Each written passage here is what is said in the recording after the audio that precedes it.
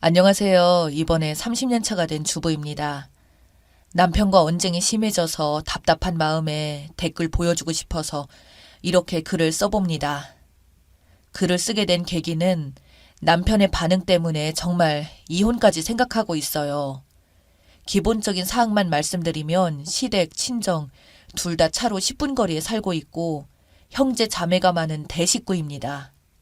저는 홀로 계신 어머님을 위해서 30년 동안 주말에 못하면 2주에 한 번은 애들 데리고 시댁에 가서 밥 차려 먹었습니다. 정기적인 횟수는 다 같이 가서 밥을 먹는 것을 기준으로 말씀드리는 것이고, 가까이 사니까 별로 중요하지 않은 일도 시어머님 호출이 오면 자주 가긴 합니다. 그 외에 필요한 물건이 있다고 하면 주문도 해드리고, 미용실이며 친구분들 식사하신다고 할 때 예약해드리는 등 자잘한 일도 합니다.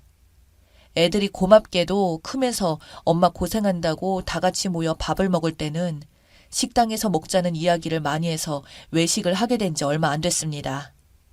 30년 차 주부이니 몇십 년간은 대가족 식사를 차리느라 주말은 주말이 아닌 느낌으로 살았다고 할까요?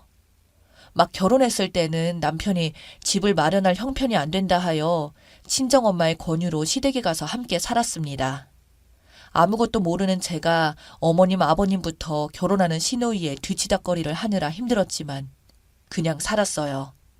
그러다가 아이를 낳게 되었는데 시어머님은 단 한 번도 밤에 아기가 운다고 봐주신 적은 없었습니다. 봐주기는커녕 들여다보지도 않으셨고요. 또 친정집이 가까이 있어도 5년간 한 번도 보내주시지를 않았습니다. 아무튼 그러한 시댁 분위기에서 언 10년을 살다 저도 분가를 하긴 했지만 가까운 거리라 크게 벗어나지 못했고요. 또 시어머님은 저번 주에 만났더니 너는 밥을 안 해먹는다는 둥, 없어진 물건 찾고 있었더니 등을 치질 않나. 한 번은 몸살로 집에 누웠는데 혼자 사시는 집이 지저분하다는 둥. 아무튼 그런 스타일이세요. 느낌이 오죠? 이 이야기가 옆으로 샜는데 명절 때만 되면 스트레스입니다. 시누이들은 멀리 지방에 살아서 명절에만 올라오는데 그때마다 죽겠습니다. 명절 때마다 어디 펜션을 잡아서 여행을 갑니다. 여행 이야기만 들었을 때는 다들 부럽다 하시죠. 제사 지내지 않는구나 하면서요. 하지만 제사와 다름없는 규모입니다. 여행 가는 거 물론 괜찮아요. 그런데 1박을 하면 삼시세끼에 후식까지 다 차려 먹어요. 그중 사 먹는 경우는 거의 없고 대가족이라 가족이 20명이 넘는데 20인분을 3번씩 차려 먹습니다. 한 끼를 먹는데 최선을 다해요. 생선, 고기 등등 손이 많이 가는 메뉴가 엄청나고 또 아버님은 국이 없으면 안 드시고 메뉴가 중복되면 안 되고 또 그런 까다로운 식성으로 모시고 살 때도 지긋지긋했었는데 여행 와서도 변함없으시네요. 정신없이 밥 차리고 설거지 하다 보면 또 후식을 먹습니다. 후식 먹고 이제 좀 쉬나 싶으면 남은 음식들 처리하고 저녁 준비를 합니다. 동서랑 저는 미쳐버립니다. 남아 선호 사상이 엄청나게 있는 집이라 남자들은 거의 손 하나 까딱 안 하고 어쩌다가 아이들이 설거지를 도와주긴 하지만 손자 손녀들 시키는 것도 싫어하시죠. 노예급인 며느리들만 이래야 직성에 풀리나 봅니다. 제 나이가 58살입니다. 3년 차도 아니고 30년 차인데 적응 안 되고 어깨, 무릎 너무 힘듭니다. 시댁에 밥 해주다가 다 고장이 나버렸어요. 가끔은 설거지 할 때마다 눈물이 나오고 욱합니다.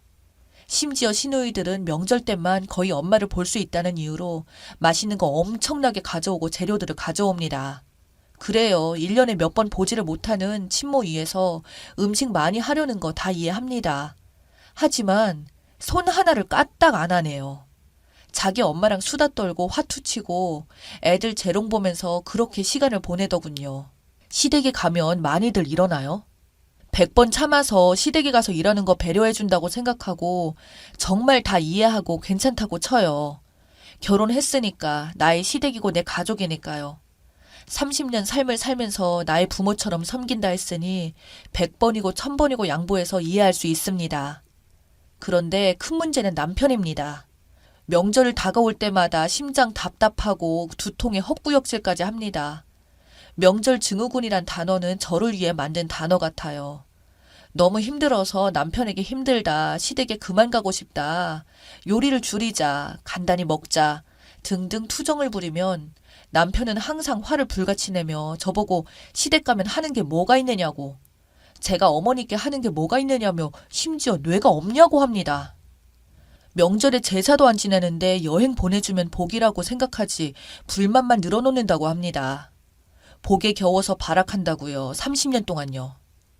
가까이 사는 이유로 툭하면 어머님은 뭐 사와라, 집으로 와라, 필요하실 때 저를 부르고 반찬 가져다 드리고 생필품 사서 드리고 남편 없이도 혼자 또는 애들 데리고 자주 시댁에 갔습니다.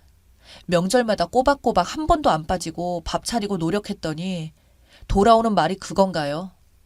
친정에는 눈치 보여서 하고 싶은 만큼 하지도 못했고 최근 되어서 제가 사업해서 직접 돈 벌 때쯤에야 용돈이나 좀 뚜렷이 드렸네요. 시부모님이 몸살이라도 나시거나 수술이라도 하시면 병간호 한 것도 저고 죽이라도 끓여서 드리는 것 또한 제 일인데 말이죠. 제가 30년 동안 해온 거 다 이야기하면 남들은 다 하는 거랍니다. 조금만 힘든 티 내면 힘든 티 내지 말라고 합니다. 다들 그렇게 산답니다. 정말 그런가요? 제가 시댁에 하는 게 없는데 그런 소리 하지 말라고 합니다. 제가 도대체 시댁에 안 한 게 무엇이 있나요? 그럴 때마다 죽겠네요. 다 그만두고 떠나고 싶어요.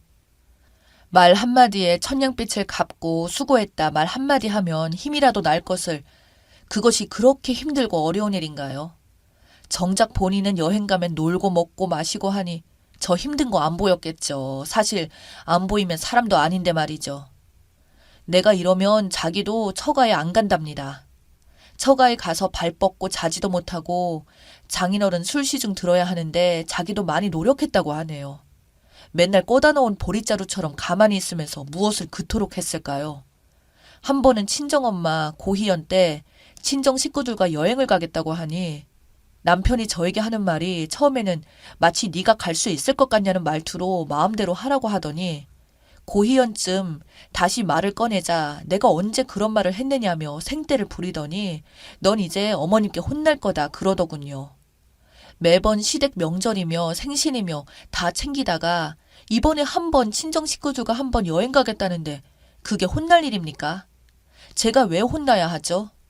친정 식구들과는 여행 가면 안 되나요?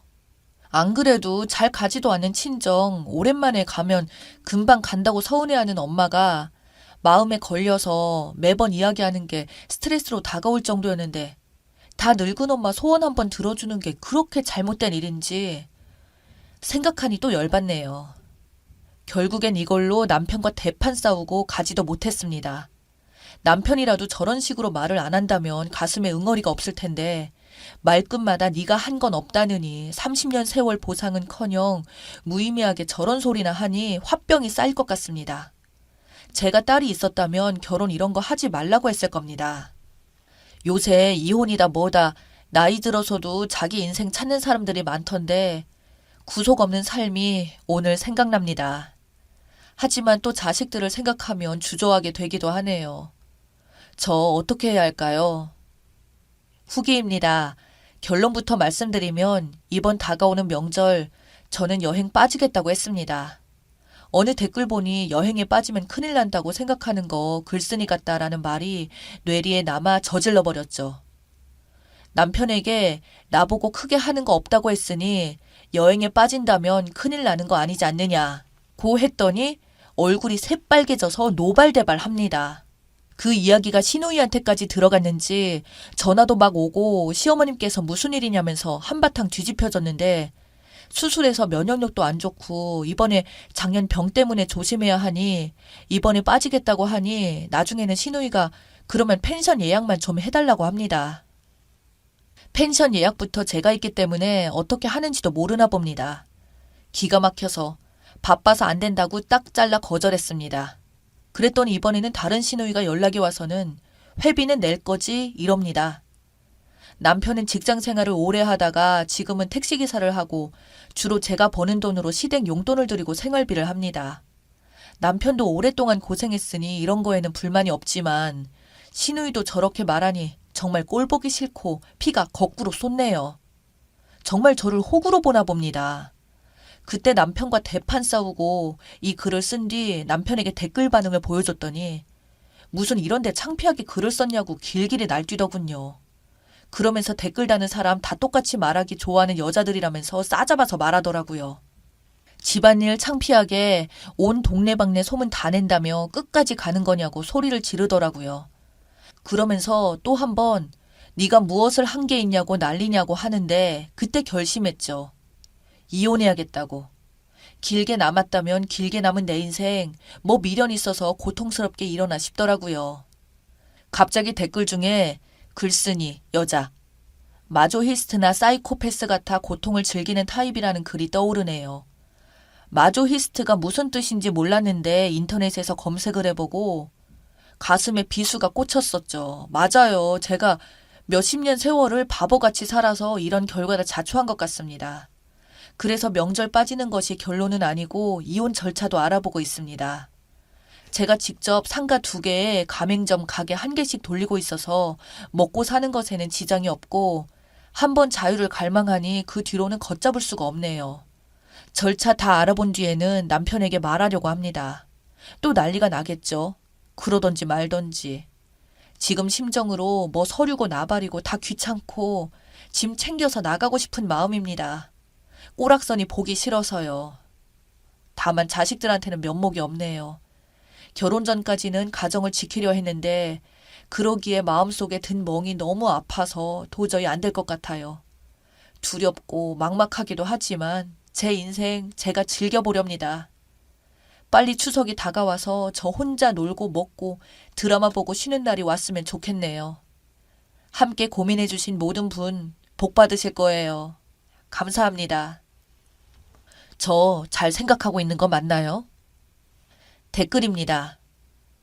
아니, 상가 2채인 마나님이 뭐하러 시댁 수발이나 들고 있어요? 나이가 있으니 지금 이혼하는 게 최고의 복수입니다. 아무리 부모님 세대에 이혼하는 게 쉽지 않은 사람들 많아도 나 같으면 바로 이혼하고 상가 2채에서 나오는 돈으로 다시 아가씨처럼 살겠네요. 이혼 선택 잘하신 거예요. 응원합니다. 저도 손목 무릎 관절들이 너무 아파서 줄이자고 말하니 네가 한 게 뭐 있냐고 하더군요. 시어머니의 그 말씀에 정말 정신줄이 딱 끊어지는 느낌이 들고 그동안 큰며느리 돌이라고 강요하며 세뇌시킨 모든 게 떠오르고 어떤 두려움도 아쉬움도 없어졌어요. 남편과 이혼하면 이런 노예짓 안 해도 되겠다는 생각이 들더군요. 저 사람들은 나를 하녀보다 못한 존재로 인식하고 있었는데 나만 저들을 가족으로 믿었던 거죠. 남편이 정신 차리지 않으면 가망이 없습니다. 그냥 다 냅두세요. 친정, 시댁, 남편, 자식, 내 몸 아프니 모든 게 허무하고 필요 없더군요. 님도 이제 시작입니다. 저도 시누이, 아버님, 형제분 내외들까지 30명 넘는 대가족, 명절, 제사, 생신, 휴가 바리바리 해먹이고 치우고 그러다가 이 몸이 아작났어요. 당장 그만두세요. 내 몸은 내가 지켜야 해요. 남편이 그걸 못 알아주는데 왜 그러고 사세요? 자기 아내도 못 챙겨주는 인간에게 자신을 희생하지 마세요.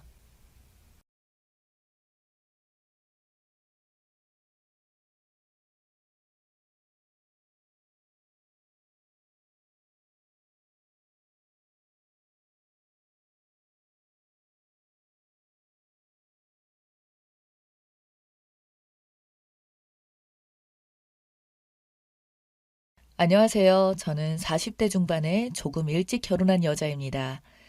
그동안 20평대 아파트에서 내 식구가 비좁게 살았다가 47평이나 되는 곳에 살게 되니 살 것 같아요. 아들만 둘인 저에겐 아들들에게 각각의 방을 줄 수 있어서 참 감격스럽더군요.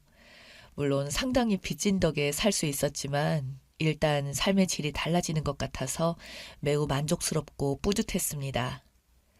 남편과 제가 서로 고생하면서 열심히 살아온 보람이라고 생각했어요.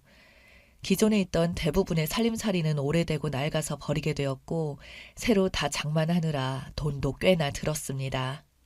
거실은 넓었고 다소 작은 사이즈의 방이 함께여서 합해서 모두 5개였어요. 시댁 식구는 시누이가 한 명 있었고 아주버니는 정기적으로 전국을 걸어 다니다가 그거를 하시기 때문에 지방에서 시누이와 함께 전세로 살고 계셨어요. 남편과 제가 그런대로 형제들 중에서는 집장만도 빨리 했고 또 잘 버는 축에 속했습니다. 그래서 원래 계시는 아주버니 대신에 알게 되어서 남편이 장남 노릇을 해왔어요. 시어머니는 오래전부터 살던 허름한 주택을 개조해서 혼자서 살고 계셨고요. 남편이 시어머니께 널찍한 집으로 이사를 간다고 말씀을 드렸었나 보더라고요. 신우가 많이 부러워했습니다. 신우이는 집장만도 하지 못했고 육아 때문에 다니던 직장도 그만두었다가 다시 최근에 알바를 시작했다고 들었습니다. 집들이 하라는 말에 이사를 한 후에 시댁 식구 다 초대해서 집들이를 했어요. 시어머니는 집을 둘러보시면서 입을 쫙 벌리시며 좋아하셨는데 시누이는 안색이 좋아 보이지 않았어요. 저는 조금 눈치가 보였습니다. 시누이가 형님 해도 아직 집장만도 못하고 남의 집살이를 하고 있는데 약간 조심스럽더군요. 저는 그렇게 집장만 해서 두 번째 집들이를 했으니까요. 그런지 몇 달이 지났을 거예요. 회사에서 일하고 있는데 시어머니에게서 전화가 걸려왔습니다. 네, 어머니, 무슨 일이세요? 내가 김치 좀 담갔는데 갖다 주려고 한다. 비번 좀 가르쳐 주겠니? 어머니, 그러지 마시고 제가 주말에 가지러 갈게요. 아니다. 내가 심심하니까 서울 바람도 쐬면서 너희 집에 가려고 한다. 그래서 별 생각도 없이 비번을 가르쳐 줬었죠. 그리고 퇴근해서 집에 왔는데 깜짝 놀랐습니다. 웬 이상한 시어머니 짐들이 여기저기 있더라고요. 어머니, 이게 다 뭐예요? 이거 내가 쓰던 부엌 살림이다. 왜 쓰던 걸 가져오셨어요? 아, 내가 여기서 잠시 쓰려고 그런다. 네? 여기에 계신다뇨? 아유, 너는 어째 사람 말귀를 못 알아듣냐? 내가 너희 집 들리겠다고 말하지 않았니? 어머니가 여기 있겠다고요? 그래서 가만히 둘러보았더니 집안에 어머니가 쓰시던 침구들과 오래된 물건들이 놓을 자리가 없어서 여기저기 정신 사납게 자리를 차지하고 있었어요. 그리고 제 서재방으로 쓰던 방에 있던 책상과 책들을 안방에 다 몰아넣으신 것 같더라고요. 딱 봐도 시어머니가 짐들을 쌓아놓으신 곳인 줄 바로 알아볼 수 있었죠. 기가 막힌 책에 시어머니가 아무렇지도 않게 그러셨어요. 내가 여기 오면서 너네 집에 살림살이가 웬만큼 다 있으니까 다 버려버릴까 했는데 그래도 다 내 손때가 묻었는데 버릴 수가 있어야 말이지. 그 말을 듣고 헬스기구를 넣어뒀던 작은 방까지 가보니 시어머니의 잡다한 물건들이 창고에 주르르 쌓여 있어서 기절초풍하겠더라고요. 예쁘게 새 집에 어울리게 모두 다 생각을 해서 배치를 해놓았는데 집 자체가 시어머니가 오심으로써 개판 5분 전이었어요. 그 순간 화가 난 제가 시어머니께 말했어요. 어머니, 이게 다 뭐예요? 저한테 한마디 말도 없이 김치 갖다 놓으신다면서 비번 물으시더니 감쪽같이 몰래 이사를 오시려고 그러셨어요? 그러자 시어머니가 화가 난 표정으로 큰 소리로 소리를 지르셨습니다. 내가 여기 이사 온 것이 넌 싫은 게냐? 아니, 왜 제 허락도 없이 어머니 마음대로 짐을 싸우신 거예요? 내가 네 허락을 꼭 받아야만 하니? 내가 내 아들 집에도 못 온단 말이야? 세상 어느 부모가 자기 자식 집에 마음대로 들어갈 수가 없다니. 이제 보니 너 아주 못된 며느리구나. 세상에 시어머니가 자식 집에 살려고 하는데 네가 무슨 자격으로 이래라 저래라야. 아무튼 어머니, 당장 여기 있는 어머니 침구들 싸들고 어머니 집으로 갖다 놓으세요. 그리고 어머니가 잠깐 저희 집에 계시는 건 괜찮아요. 여기와 저희와 함께 사는 건 안 됩니다. 아셨죠? 아이고야, 네 시어머니 갈 곳도 없는데 길바닥에 나 앉으란 말이냐? 갈 곳이 없다고요? 어머니 집에 가시면 되는데 갈 곳이 없다니요. 그랬더니 완전히 골 때리는 말씀을 하시더라고요. 내가 살던 집은 이미 팔렸다. 그래서 이제 나도 나이가 들었으니까 아들과 함께 살려고 한다. 네가 싫든 좋든 간에 상관없어. 나는 여기서 살 거니까. 진짜 환장하겠더라고요. 완전히 억지를 쓰시는데 대화가 도통 되질 않았어요. 이삿짐 어떻게 혼자 옮기셨냐고 하니까 시누이가 와서 도와줬다고 했습니다. 분명히 시누이가 시어머니를 조장해서 저희 집에 아파트 평수가 넓고 하니까 들어가 살라고 했을 게 틀림이 없었어요. 그래서 시누이한테 전화를 했죠. 아가씨, 어머니가 나한테 말도 하지 않으시고 이사를 오셨는데 왜 나한테 말도 안 해줬어요? 그랬더니 어이가 없는 말을 하더라고요. 언니, 나는 엄마가 언니한테 말한 줄 알았죠. 그리고 지금 알았으면 됐지 않아요? 엄마도 언제까지 그 허름한 집에서 혼자 사시게 놔둘 건데요? 아들은 그렇게 넓고 좋은 집에 사는데 우리 엄마도 그런 집에서 사셔야죠. 이제 나이도 드실 만큼 드셨는데 누가 옆에도 있어야 하고요. 그래서 화가 잔뜩 나서 제가 그랬습니다. 그걸 왜 말도 않고 몰래 이사를 어떻게 했냐고요. 내 말귀를 못 알아들어요? 그랬더니 오히려 시누이가 화를 내면서 말했어요.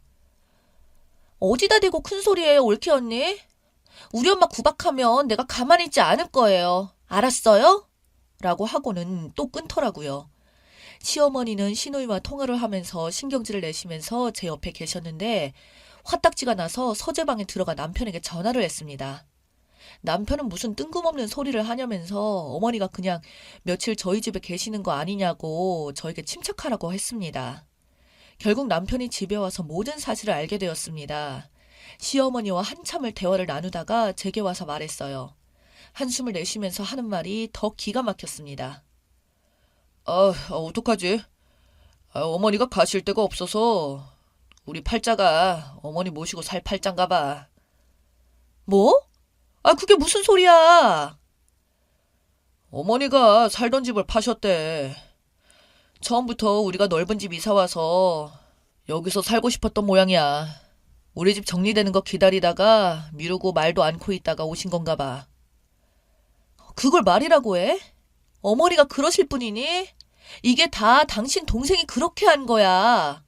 그랬더니 남편이 제 속도 모르고 속에 불을 질렀습니다. 제가 화를 냈더니 되려 자기가 큰 소리 쳤어요. 당신 가만히 보면 내 동생한테 자격지심 같은 거 있어? 왜 말끝마다 더 내 동생을 못 잡아먹어서 안달이야? 내 동생이 뭐 어쨌다고 그런 말을 꺼내고 그래? 말 다 했어? 뭐라고? 자격지심? 말 같은 소리를 해. 어째 네 집 식구들은 하나같이 말하는 본사가 다 그 모양이냐? 그렇게 해서 본질은 놔두고 감정 싸움으로 남편과 대판 다투게 되어서 서로 말다툼을 단단히 하게 되었습니다. 아무튼 남편은 이왕 이렇게 되었으니 어머니를 나가시라고 할 수 없는 노릇이고 모시고 살자고 했어요. 저는 그럴 수 없다고 그랬고요. 자식이 우리만 있는 것도 아니고 시누이나 아주버니도 있는데 애써서 돈 모아서 평수를 넓혀서 이사를 왔더니 잘 살고 계시던 집도 팔아치우고 막무가내로 밀고 쳐들어오는 법이 어디 있냐고요. 남편은 시어머니가 많이 불편하실 텐데 그만 싸우자면서 내일 다시 조용히 얘기하자면서 방을 나가버렸죠. 저는 아무래도 이대로는 회사 일이 손에 잡히지 않아서 길을 쓰고 시어머니가 살던 집을 내놓았다던 부동산 사무실로 가서 알아봤습니다. 그랬더니 시누이가 시어머니가 와서 시어머니 집을 판 돈을 시누이 계좌로 모두 다 입금했다고 시어머니가 그러셨다네요. 정말 어이가 없었어요. 그래서 당장 시누이에게 전화해서 물었더니 그러더라고요. 그거 엄마가 나 집 사라고 주신 돈이에요. 언니도 알다시피 우리가 우리 집 없이 자주 이사 다니고 있잖아요. 그런데 그걸 어떻게 알았어요? 엄마가 그랬어요? 아가씨, 그럼 그것도 저에게 숨기려고 한 거예요? 가족이잖아요, 언니. 무슨 말을 그렇게 해요? 우리 아빠가 오죽 언니가 싫어할까봐 말도 못하고 있다가 그렇게 돌아가셨어요. 엄마가 남이에요? 우리 오빠 집에 들어가 사신다는데 언니가 어쩔 건데요? 형제 중에 잘 사는 사람이 부모님을 모시는 거 당연한 거 아니에요? 누구 맘대로 함부로 당연하다고 말해요. 집을 팔았다는데 어머님은 돈이 하나도 없네요. 그렇게 어머니 집 판 돈이 탐나서 그런 거 아니었어요? 어디다 함부로 어머니 집 판 돈을 손을 대요? 당장에 어머니 통장에 그대로 돌려놓지 않으면 제가 가만히 안 있을 거니까 두고 봐요. 미쳤어요? 엄마가 준 돈인데 언니가 왜 이래라 저래라 해요. 그래서 저는 결단을 내렸어요. 이대로 가다가는 시누이 좋은 일만 시키는 꼴이었으니 두고 볼 순 없었어요. 그래서 집으로 돌아가서 시어머님께 잠시만 시누집을 다녀오라고 했습니다. 저녁에 친정 식구들과 못한 집들이를 할 예정이라서 잠시만 자리를 비켜달라고 하고 택시를 잡아드렸어요. 한층 부드러운 표정으로 말을 꺼내자 의심도 없이 그럼 나 갔다 오마 하며 시누집으로 가셨어요. 그러는 사이 용달차를 불러 시어머니 짐들과 물건들을 몽땅 실어서 시누집으로 보내버렸습니다. 그리고 그동안 엄마 없이 혼자 사셨던 친정아버지를 모시고 왔습니다. 비밀번호도 바꾸어버렸고 친정아버지가 살던 집도 부동산 업체에 매물로 내놓았죠. 그동안 늘 혼자 계셔서 자주 못 가봐서 마음에 쓰였는데 이참에 모시고 살자며 시어머니 이삿짐을 보내버리자 난리 났고 시누이와 시어머니가 전화를 해대고 치를 떨었어도 신경 쓰지 않았습니다. 친정아버지의 방을 꾸며드리느라 정신이 없었거든요. 그때 모시게 되어서 딱 필요한 물건만 남겨두고 웬만한 오래된 물건들을 친정아버지 의견을 물어서 싹 다 정리했습니다. 시누 시어머니의 빗발치는 전화에 남편은 한 걸음에 회사를 일찍 퇴근하고 집에 왔고 뜻밖의 장인어른이 방 하나를 차지하고 있었죠. 그러더라고요. 장인어른이 눈 마주치더니 자네 왔는가? 내 딸이 자네가 바쁘다고 말도 하지 않고 알아서 나를 모시겠다고 했다는데 내가 참 우리 딸과 자네한테도 고맙네. 장인도 부모라면서 모시고 살자고 했다면서. 고맙네, 고마워. 남편이 저를 안방으로 데리고 와서 말을 했어요. 이게 뭐 하자는 거야? 우리 엄마는 어떻게 하고 장인어른을 모시고 오면 어떻게 하냐고. 어머님은 아가씨가 모셔야지. 아가씨가 어머니 집을 팔게 하고 그 돈도 가져갔는데 그럼 당연히 그래야지. 그래서 어머니를 보내드린 거고 나도 내 아버지 챙겨야지, 안 그래? 뭐? 유진이가 엄마 집 판 돈을 가져갔다고? 그래. 그런 싹퉁머리 없는 네 동생을 그런 짓을 했으니 당연히 어머니는 아가씨가 책임을 져야 하지 않겠어? 내가 우리 아버지를 그렇게 모시고 싶었는데 두 분 다 모시고 살 테니까 그런 줄 알고 마음에 안 들면 네가 나가 살아. 너는 무슨 말을 그렇게 하냐? 아무튼 너 우리 엄마를 속여서 내 동생 집으로 보냈니? 말도 없이 엄마를 보내버리고 지금 난리가 아니야. 지금 우리 집에 쫓아오겠다고 하는 걸 내가 다 알아서 하겠다고 하고 조용한 거야. 네가 알아서 잘하든지 말든지 해. 그건 네 동생이 먼저 했으니까 그대로 되갚아준 것뿐이니까 말 잘 전해. 나도 할 수 없었다는 듯이 말을 했습니다. 남편은 신우한테 시어머니 집을 팔았으니 알아서 하라고 똑부러지게 말았다고 하더라고요. 시어머니가 저희 집에 오고 싶다고 해서 장인어른을 모시고 산다고 했더니 열불이 나서 땅을 치셨지만 남편이 그랬대요. 어머니 죄송해요. 그렇게 처음부터 솔직하게 말하고 들어와 사신다고 하시지 그러셨어요. 장인어른도 제 부모님이나 마찬가지인데 모셔야죠. 넓은 아파트로 이사를 갔다는 이유 하나만으로 은근슬쩍 시어머니를 떠넘기고 시어머니 집 판돈으로 집 장만하려고 했던 시누이는 시어머니를 모시게 살게 되었습니다. 딸 집 장만 해주는데 보태주고 함께 사는 것도 나쁘지 않다고 한 건 본인인데 어째서 시누는 울상이더라고요. 제 이야기 읽어주셔서 감사합니다.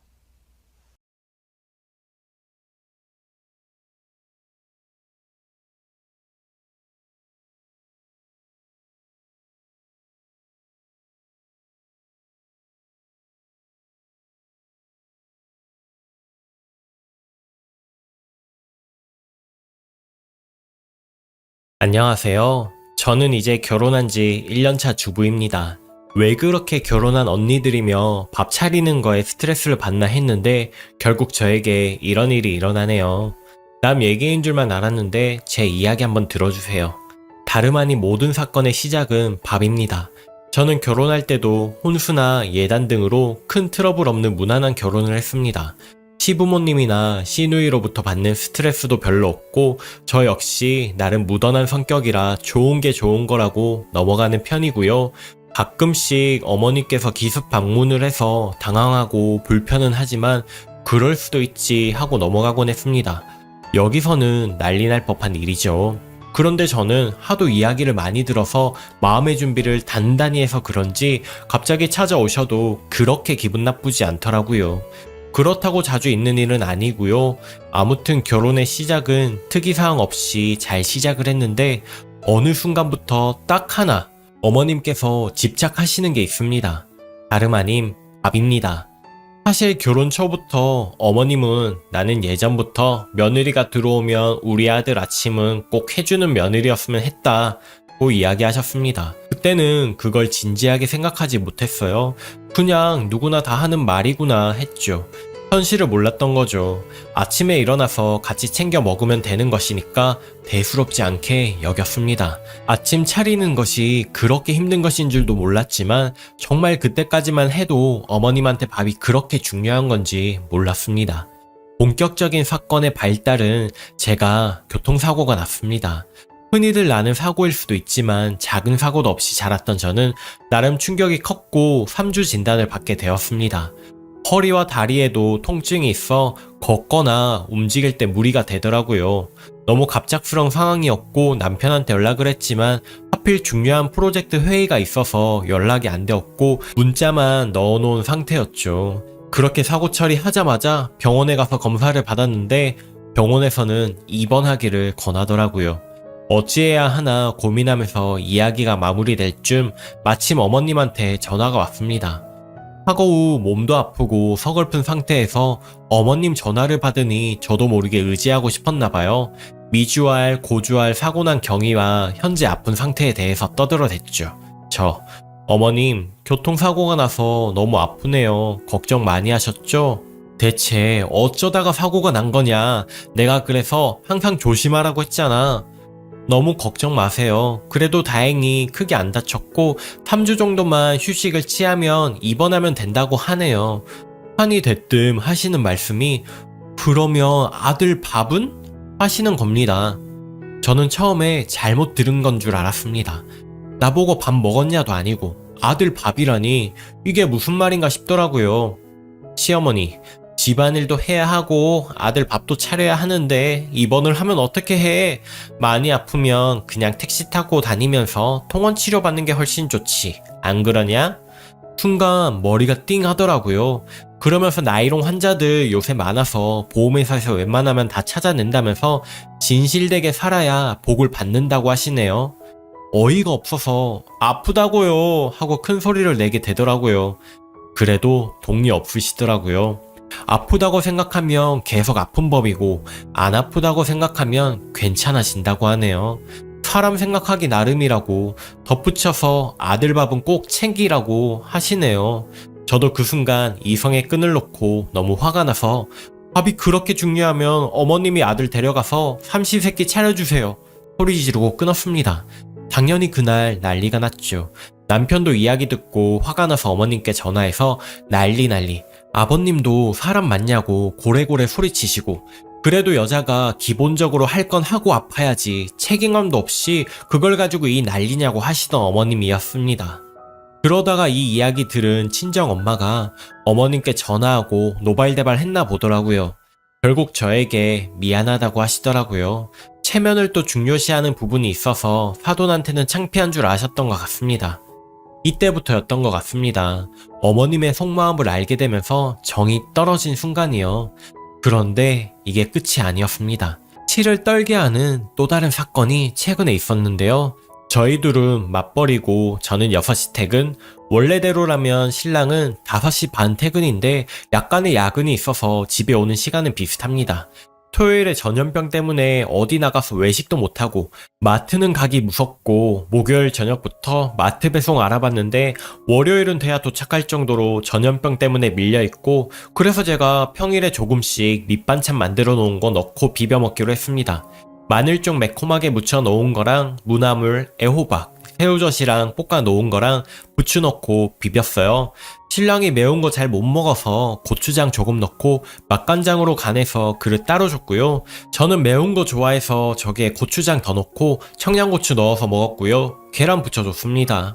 반숙으로. 이게 한순간에 다 비벼 넣어서 간단해 보이지 저 나물들 제가 사서 한 거 하나도 없이 다 해놓은 것들이에요.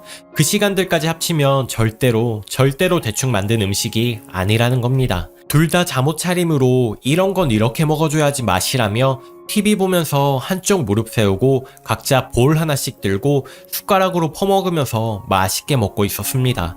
신랑도 별미라며 진짜 맛있다 그러면서 먹고 있었죠. 드라마에 나오는 배우들 보며 누가 더 못났네, 아줌마네, 아저씨네 하면서 알콩달콩 보내고 있었는데 어머님이 전화가 왔습니다. 제 핸드폰으로요. 제 핸드폰으로 전화하셔서는 꼭 옆에 신랑이 있냐고 물어보고 없다 그러면 별로 중요하지도 않은 말씀하시다 끊으시고 있다고 하면 바로 신랑 바꾸라고 하십니다. 그 심리는 지금도 잘 모르겠네요. 그래도 신혼 초에는 이렇게까지는 아니었는데 본색이 나오시는 것 같습니다. 그래도 이번에도 신랑 바꾸래서 바꿔드렸더니 신랑이 핸드폰 들고 있기 귀찮았는지 그냥 스피커폰에서 테이블에 올려놨습니다. 참고로 저는 지난번 이번 사건 후로 어머님 전화 녹음을 다 합니다. 왜냐면 결혼 전에는 진짜 이런 분인지 상상도 못했고요. 그 후에는 우리 엄마가 그럴 리 없다라고 하는 신랑 때문에 녹음하게 되었습니다. 서러운 일이 생겼는데 믿어주지 않는 신랑 때문에 너무 억울하더라고요. 그 뒤로 생긴 습관입니다. 누가 그러더군요. 녹음만이 증거라고. 아무튼 어머님은 마스크에 관한 이야기로 용건을 시작하셨죠. 어머님, 너네 마스크는 넉넉하냐? 넉넉해. 며느리가 많이 잘 구해놨어. 두 식구 3개월 날 정도는 충분히 되니까 걱정하지 마 엄마. 그러냐? 전염병 때문에 가족끼리 얼굴도 못 보고 산다. 이게 뭔 일인지 모르겠다. 엄마는 아버지랑 이모들이랑 맨날 얼굴 보고 살잖아. 나도 맨날 우리 이쁜이 얼굴 보고 사니 됐지 뭐. 자식 얼굴을 못 보잖아. 좀 쑤시겠지만 집에만 있어라. 밖은 위험하다. 밥은 먹었냐? 안 그래도 지금 먹고 있었어. 뭐 먹냐? 비빔밥. 뭐? 비빔밥? 응, 비빔밥. 이거 진짜 맛있다. 며느리가 안 맵게 해줬는데. 며느리 바꿔라. 네, 어머니 저예요. 너 뭐하니? 밥 먹는데요? 지금 내가 너 끼니 챙기냐고 물었냐? 왜 네 신랑이 비빔밥을 먹고 있냐? 비빔밥이 왜요, 어머니? 몰라서 묻느냐? 네, 어머니 모르겠는데요. 대충 이때부터 감이 왔습니다. 하지만 스물스물 올라오는 걸 참고 말했습니다. 비빔밥이 뭐가 어때서요? 일하는 애 집밥 먹는 일 얼마나 된다고 주말에 그렇게 대충 차리냐? 그냥 오늘 냉장고에 먹을 게 마땅치 않았어요. 맛있게 잘 먹고 있어요. 너 아들이 벌어오는 돈 다 어디다 쓰냐? 네? 갑자기 그건 왜요? 도대체 살림을 어떻게 하길래 냉장고가 텅텅 비냐? 아내가 돼서 먹거리 챙길 생각을 해야지. 뭐 하는데 돈 쓰느라 바빠서. 이쯤 되니 저도 참을 수가 없더라고요. 저도 욱하는 성질이 있어서 또 이성의 끈을 놓게 되더라고요. 어머니, 저도 번다 어쩐다 이런 말은 드려봤자 새삼스러우니 넘어갈게요. 저희 살림이고 제 또래 다른 맞벌이 부부들 중에 살림 잘하는 편에 속해요. 아무리 그래도 어머니가 자꾸 이러시면 맞벌이 하는데 신랑끼니 매번 착실히 챙겨도 좋은 소리는커녕 싫은 소리라도 안 해야 신나서 할 텐데 그렇지 않으니 제가 살림 열심히 할 이유가 더더욱이 없네요. 라고 말씀을 드렸습니다. 분위기가 순간 싸해지더라고요. 그러면서 하시는 말씀이 그래서 네가 뭘 어쩌겠다는 건데 하시더라고요. 어쩌긴요. 이제부터 이 사람 굶던 말던 자기 밥은 자기가 알아서 차려 먹어야죠. 제가 무슨 부귀영화를 누리자고 챙겨 먹어도 이렇게 꾸중 들으면서 살림을 해요. 끊겠습니다. 하고 끊어버렸습니다. 가슴이 두근두근 얼굴이 시뻘개지는 게 저절로 느껴지더라고요. 시어머니는 열받고 할 말 없으면 말 못 막혀서 벙어리 되는 스타일인 거 알고부터 저 그냥 할 말 조금씩 하고 살았는데 토요일엔 진짜 평화로운 내 주말의 시작을 시어머니가 망쳐버렸다는 생각이 들면서 말이 막 나오더라고요. 당연히 시어머니 다시 전화 왔고 끊어버렸고 차단했습니다. 그러니 당연히 또 신랑한테 전화 왔고 신랑 밥 먹다 말고 전화 받았는데 스피커폰 안에도 소리 다 들리더군요. 어디서 저런 것을 집에 데려와서 당장 이혼해, 이혼하라고, 헤어지라고 앞뒤 내용도 없습니다. 그냥 저것만 주구장창 소리 지르더라고요. 신랑이 아니 엄마 저기 잠깐만 내 말 좀 이러는 동안 시모가 계속 악다구니 쓰니까 결국 신랑이 더 터져서 내가 이혼을 왜 해야 하는데 엄마 제발 좀 우리 좀 가만 놔둬 하고 소리 지르고 그랬더니 너 엄마 죽는 꼴 볼 테냐? 이러면서 비루한 협박을 자행하시니 신랑이 한숨을 푹 쉬면서 엄마 때문에 내가 먼저 죽겠다 하고 끊어버리더군요. 할 말은 다 했고 저렇게 길길이 날뛰는 거 보면 꼬시긴 한데 그래도 도대체 날 뭘로 생각하면 신랑 비빔밥 좀 해줬다고 쥐잡듯이 잡나 싶은 것이 가슴 속에서 숫덩이 마냥 뜨끈뜨끈해서요. 어차피 잘하고 살아도 욕먹을 것 같아서 이제는 할 말하고 살아야겠다고 했는데 이제는 그 할 말도 필요 없다는 생각이 듭니다. 어른다워야지 어른 대접을 하는 게 아닐까요? 저도 욱해서 잘한 거는 없지만 그렇다고 저런 시모에게 내내 하고 기죽고 들어갈 성격은 아니라서요. 제 행동에는 정말 후회는 없네요. 후기입니다. 하룻밤 사이에 이렇게 엄청난 관심이 생겨서 놀랬습니다. 신랑을 보여줬습니다. 시모 도대체 왜 이러는지 본인도 모르겠다면서 시모한테 앞으로 우리 집에 할 말 있으면 본인한테만 전화하라고 하겠대요. 걱정해주시는 것처럼 저 바보 아닙니다. 맞벌이인데 당연히 가사 분담 당연하죠. 단지 그 영역이 저희 부부는 정해져 있습니다. 전 요리, 빨래, 생활비 운영을 하고요. 신랑은 청소, 설거지, 분리수거를 하고 있습니다. 신랑은 양념통들이 어디 있는지 모르고 저는 종량제 봉투 어디 있는지 모릅니다. 그렇지만 서로 할 일 나눠서 잘 해가고 있습니다. 시아버지가 운동선수, 유도 출신이신데 평소에는 과묵하지만 부지런하셔서 식사, 청소 이런 거 꼭두 새벽부터 일어나서 하십니다. 시어머니한테 안 한다고 잔소리 안 하시고 신랑도 그거 보고 배운 사람이라 비슷합니다. 그리고 시어머니 엄청 게을러요. 저한테 비빔밥 했다고 뭐라 할 인물이 아니십니다. 오죽하면 신랑이 제일 싫어하는 음식이 카레일까요? 지겹대요. 한 번만 더 제 속 뒤집어 놓으면 시아버지한테 모두 말해버릴 거라고 엄포도 났대요. 시어머니 젊어서 돈 사고 쳤을 때 이유로 시아버지한테 엄청 잡혀 사는데 집안 시끄러운 일 만드는 거 제일 싫어하시거든요. 당연히 토요일 이후로 밥 한 번도 안 해먹였고요. 신랑은 여지껏 눈치 보면서 매일 새로운 공약을 내걸고 있습니다. 한 번만 더 자기 엄마가 난리치면 어쩌겠다 저쩌겠다. 전 밥 해먹이고 이혼하라고 소리치는 시모는 못 받아들인다고 이번 주말까지 잘못했다. 미안하다 용서해달라까진 아니어도 유별난 어른인 거 감안해서 숙이고 들어오는 행동 전혀 없으면 친정에 이 일 알릴 거라고 했고요.